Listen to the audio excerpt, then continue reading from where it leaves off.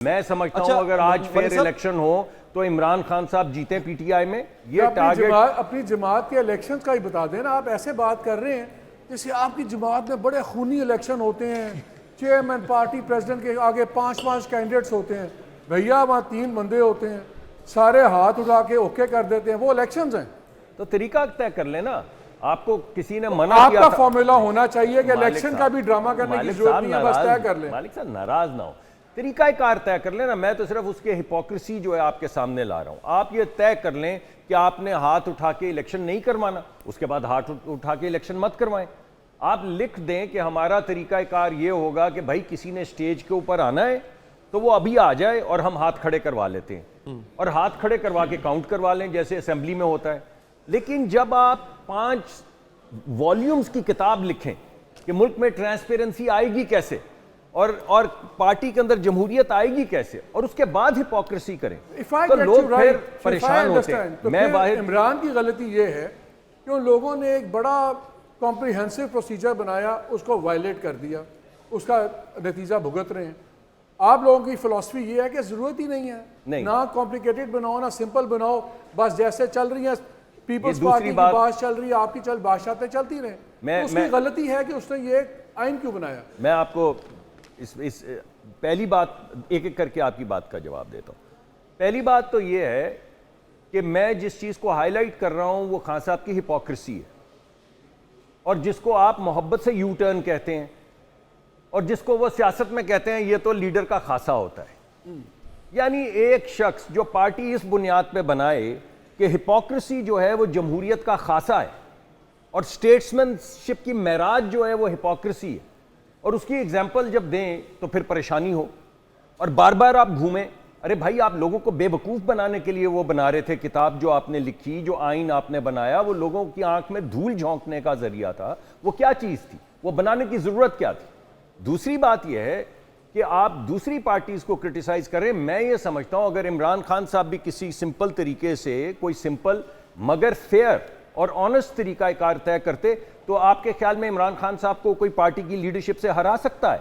मैं समझता हूं अगर आज फेयर इलेक्शन हो तो इमरान खान साहब जीते पीटीआई में, फेयर इलेक्शन हो तो नवाज शरीफ जीते, फेयर इलेक्शन हो तो बिलावल जी। इसी पे सवाल याद आया मगर साहब मैं आपसे एक कमेंट, इलेक्शन फेयर हो रहे हैं सर, एक कमेंट करके रुक जा। ये इलेक्शन फेयर है। Get back to the previous subject sir, मैं उसी पे आना चाह रहा हूं। वापस आते हैं। उसकी रीजन ये है कि डॉक्टर साहब को तो उनका आइन भी बुरा लगेगा, उनके साथ जो फैसला अच्छा लगेगा, वो सियासी मुखालिफत करना उनका हक है। सर आपने फेयर की बार बार बात की थी, ये इलेक्शन हो गए, वो यू टर्न नहीं है। डॉक्टर साहब ये इलेक्शंस फेयर हो रहे हैं जी। मैं गुलाम सरवर खान को टिकट आप देते हैं, वो हिपोक्रेसी नहीं है। मैं आपको अपना नुक्ता नजर दे सकता हूं जी, और अपनी पार्टी का भी नुक्ता नजर मेरी का यही है। हमें आपके नुक्ता नजर से दिलचस्पी जी। मैं अपना नुक्ता, मैं इसीलिए तो आपके पास हाजिर हूं, बचत भी इसी में। देखिए, मेरा नुक्ता नजर ये है कि मुल्क में फेयर इलेक्शन होने चाहिए। ना तो इस वक्त पीएमएलएन जो है वो अबूरी हुकूमत है, ना पीएमएलएन इस वक्त अदालत अदलिया है, ना पीएमएलएन इस वक्त इलेक्शन कमीशन है। अगर आपको कोई सवाल है और आप चाहते हैं कि मैं भी आपके साथ सवाली बन के चलूं तो चलें, बताएं। वो देखिए ना, मैं आपको नहीं, ऐसा नहीं है। आप ये नहीं कर सकते कि फहद साहब का जो है वो कुतुब साहब से सवाल पूछें कि कुतुब साहब, फहद साहब ने ये कहा था, वो कहेंगे भाई फहद साहब बैठा है उससे पूछें।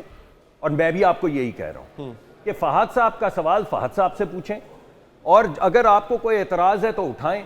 हमारा ये नुक्ता नज़र है, हमारी पार्टी का ये नुक्ता नज़र है कि हर एक को इलेक्शन में पार्टिसिपेट करने का हक होना चाहिए, हर पार्टी को होना चाहिए, हर शख्स को होना चाहिए। लेकिन वो लोग जो आपके शहीदों के मुजस्मों को ठुड्डे मारें या जाके आग लगाएं कोर कमांडर के घर में या फौज के अंदर बगावत करने की कोशिश करें, उनका एहतसाब होना होगा। वो तो अंदर है सारे, लेकिन आपके साथ हमारा नुक्ता नजर तो ये वो तो जिन्होंने किया है वो तो सारे अंदर है। बाकियों को क्यों ठुड्डे पड़ रहे? बाकियों को ठुड्डे जो मार रहे हैं उनसे पूछे। आप मुझे बिठा के पूछ रहे हैं फहद साहब ने क्यों इतने अच्छे कपड़े पहने। एक सवाल डॉक्टर साहब जो आपसे पूछना चाहिए वो हम पूछ लेते हैं और सादा करते हैं, बड़ा सादा। जो सादा बड़ा मुश्किल होता है। जो प्यार, मोहब्बत, शफकत, उल्फत, उनसियत पाकिस्तान मुस्लिम लीग नून को नसीब है, क्या आप न्यूट्रली समझते हैं बाकी जमातों को आधा भी इसमें कुछ मिल रहा है? ये आपका बहुत ही सिंपल और बहुत अहम सवाल है। लीजिए, मैं जरा आपको मुस्लिम लीग की उनसियत की दास्तान सुनाता हूँ। 24 साल हो गए भाई, 24 साल में एक इलेक्शन लड़ने की इजाजत मिली मियां नवाज शरीफ को। इतनी मोहब्बत थी कि 2002 में बाहर, फिर मोहब्बत बढ़ गई 2008 में बाहर, फिर मोहब्बत थोड़ी घटी, 2013 में आए तो 2017 में बाहर, फिर 2018 में बाहर। यानी एक शख्स जिसको चले आप भले से अपोज ही करें, मगर 2024 की भी बात कर रहा हूं मैं ना। मैं हाजिर, मैंने कहां जाना है, ये सोफे पे बैठा हूं, कहां जाऊंगा यहां से, हर तरफ तो आपने लोग खड़े किए हुए।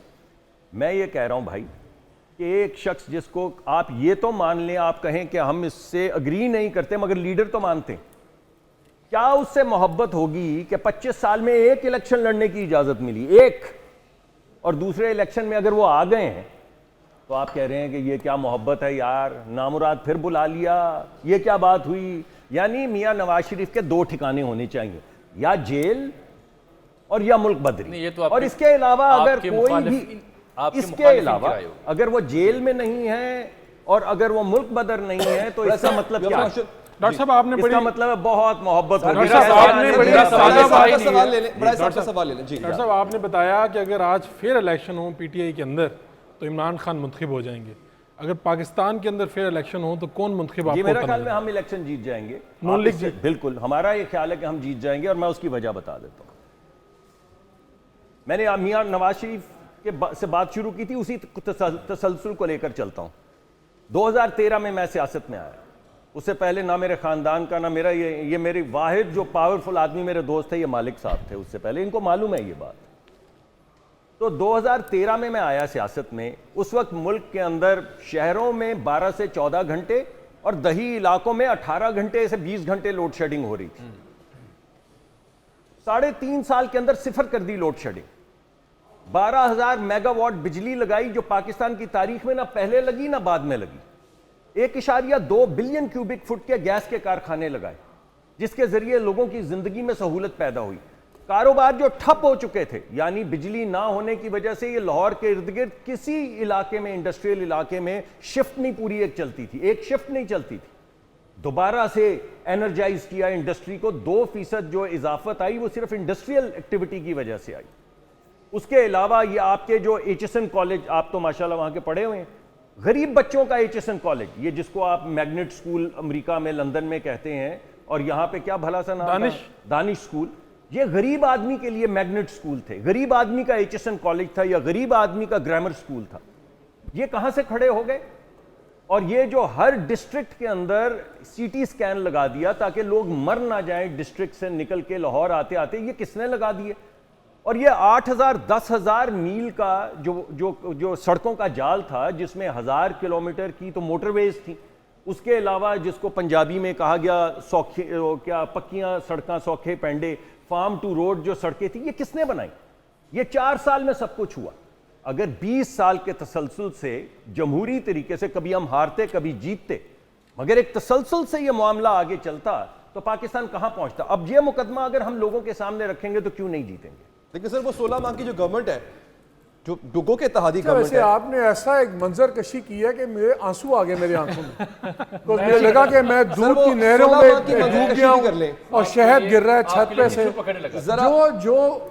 जो डॉक्टर साहब के कारनामे हैं, जो आपको मैंने जितनी बातें बताई सब सही हैं। जो उस जमाने में फिगर फजिंग हुई, जो फॉरेन करेंसी का भुगत रहे हैं हम आज, जो पॉलिसीज इंडस्ट्रियल पॉलिसीज वगैरह, वो फिर अलग बहस चली जाएगी। Let's be fair. आप एक सेकंड मेरी बात सुनिए, मैं आपको सुन रहा हूं। सड़क नहीं बनी, बिजली नहीं आई, मैं बात नहीं कर रहा, मैं बात नहीं कर रहा, मैं ये बात नहीं कर रहा, मैं कह रहा हूं ये सारे काम 10,000 की सड़कें नहीं बनी, ये सारे काम हुए, स्कूल नहीं खुले, सीटी स्कैन नहीं, क्या चीज नहीं हुई जिसे आप कह रहे हैं फजी? काम हुए हैं ना, दे आर हाईली अप्रिशिएटेड। बात ये नहीं, लेकिन आप पिक एंड चूज नहीं कर सकते कि 50 में से वो 4 चीजें निकाल लें जो आपने मैंने और जो 48 चीजें जिसकी तबाही फैली हुई, वो भी फिर डिस्कशन, चलिए उस पे बात करें, डिस्कशन लेकर आइए। अभी डिस्कनेक्ट का हाल मैं ये देख रहा हूं कि आज मियां साहब तकरीर कर रहे थे और मियां साहब ने वहां खड़े होकर वादा किया कि यहां भी ऑरेंज ट्रेन चलेगी। अब आप मुझे बता दें इससे बड़ा हकीकत से डिस्कनेक्ट क्या होगा? 27 अरब आपने पे आउट करना है। इस मुल्क में जो महंगाई का और जो फाइनेंसिस का हालत है, उसमें आप खड़े होकर एक इलेक्शन के अंदर आप वादा कर देते हैं कि billions of rupees, tens of billions, 100 of billions rupees की एक प्रोजेक्ट चलेगा फैसलाबाद में, फिर वहाँ पे ऑरेंज ट्रेन भी होगी, सब कुछ होगी। ये वो चीज़ें हैं जो बिल्कुल इम्प्रैक्टिकल हैं, जिनका हकीकत से ताल्लुक़ नहीं है। अगर अभी भी इतना बड़ा डिस्कनेक्ट है, ये free spending days are over. इस वक्त तो लोगों को 3 टाइम का खाने का नहीं मिल रहा, इस वक्त आपके सीरियस इन्फ्लेशन है, सब कुछ है। इस वक्त सच बोलें आप लोगों से। इमरान खान तो चले झूठ बोलते थे, आपने कह दिया झूठे हो गए।